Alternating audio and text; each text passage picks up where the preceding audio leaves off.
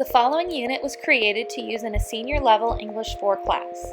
Students will be reading the classic epic poem Beowulf, which will be paired with the novel adaptation Grendel. Throughout the unit, they will be discussing the impact of perspective in terms of storytelling. The first few days of the unit will focus on comic books to discuss what it means to be a hero and a villain. These 4 questions will serve as our guide throughout the entire unit as we read comic books, Beowulf, and Grendel.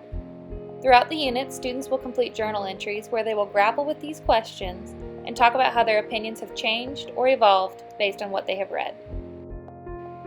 The epic poem Beowulf began as an oral tale by the Anglo-Saxons between 550 and 1000 AD. Since its beginnings as an oral tale, the story of Beowulf has been adapted many times. In every version of the story, Beowulf is a larger-than-life hero who is the strongest man to ever live. He battles monsters and saves kingdoms, and he always triumphs over evil. Grendel is always the fiendish, bloodthirsty monster who kills for no reason and feels no remorse for his actions. By having students read only Beowulf, they will get the concept of the epic hero and the Anglo-Saxons, and they will walk away having read an exciting story full of action. The problem with reading Beowulf alone, however, is the fact that they often don't get much further than that. More than 1,000 years later, John Gardner wrote the novel adaptation Grendel, which gives the villain a chance to tell the story of his childhood up until the point where he battles Beowulf. Grendel provides readers with insight into how he became the villain he ultimately was in the Beowulf text. We learn that he struggled with finding his place in the world and feeling alone because no one was willing or able to communicate with him. By reading both versions of the text, students start to see Grendel not just as a villain, but as an individual who has emotions. Grendel is more than just an action story, and it's more than just an adaptation of the famous Beowulf text. It's an extremely relatable novel that can speak to any human who has ever struggled with identity, which honestly is every single one of us. The objectives will be as follows.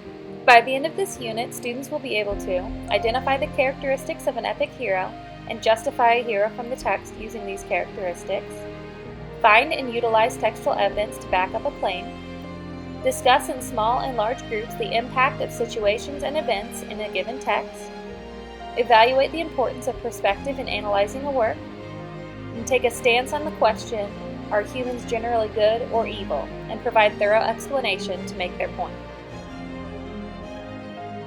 I will be starting the unit by having students read comic books in groups to talk about the concepts of heroes versus villains and good versus evil. From there, we will move forward into the Anglo-Saxons and we'll talk about their way of life, storytelling, and religion, which all affect the way Beowulf was written. Students will then read excerpts of Beowulf focusing on his 3 major battles and looking at how the heroes and the villains were portrayed throughout the epic poem. Students will then start reading chapters of Grendel and will focus on the events and experiences that caused him to become an evil villain later on. As they go through the texts, students will complete guided reading questions to help them prepare for our in-class discussions. They'll work as small groups and as a full class to grapple with the themes and concepts that arise while we read. To finish up the unit, students will develop a final project where they'll create a hero and tell the story of how he or she goes into battle with a great villain. They will then tell a story from the villain's point of view, in which they will provide their readers with insight into what caused this villain to turn evil in the first place. The variety of work students complete in this unit will help meet standards from 3 of the Common Core sections, which are reading literature, writing, and speaking and listening.